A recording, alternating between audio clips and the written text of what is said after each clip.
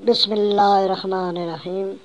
اللہم صلی علی محمد وآل محمد۔ آج کا ہمارا سبق ہے مسئلہ نمبر 29 اور 30 ہے، جو کہ جاری پانی کے بارے ہے۔ جاری پانی وہ ہے جو زمین سے ابلے اور بہتا ہو، مثلاً چشمے کا پانی، اور اسی طرح دریا کا پانی یا یہ نہروں کا پانی، اور نہروں سے آگے جو بڑے بڑے نالوں میں بہتا ہے وہ پانی، یہ سارا پانی جاری پانی ہے۔ جاری پانی اگرچہ کورس سے کم ہی کیوں نہ ہو، نجاست کے آ ملنے سے تب تک نجس نہیں ہوتا جب تک نجاست کی وجہ سے اس کی بو، رنگ یا ذائقہ بدل نہ جائے۔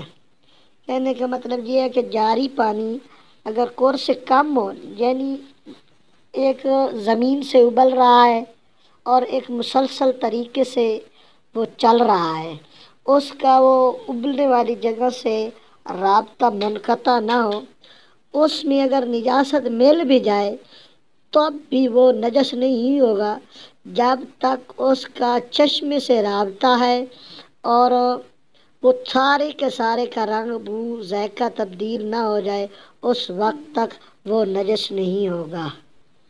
مسئلہ نمبر 30، اگر نجاست جاری پانی میں آ ملے تو اس کی اتنی مقدار جس کی بو، رنگ یا ذائقہ نجاست کی وجہ سے بدل جائے نجس ہے۔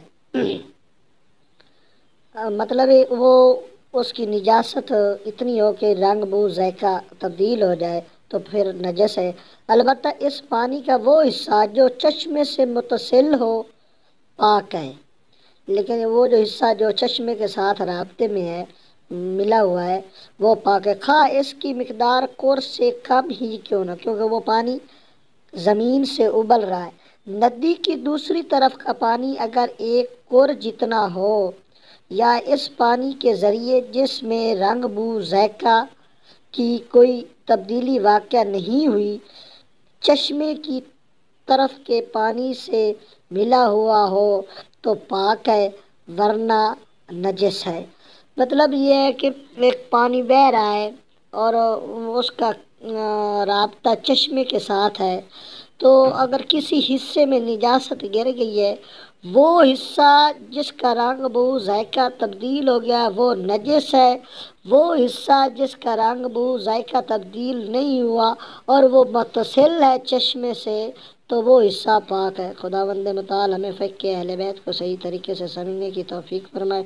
اللہم صلی علی محمد و آل محمد۔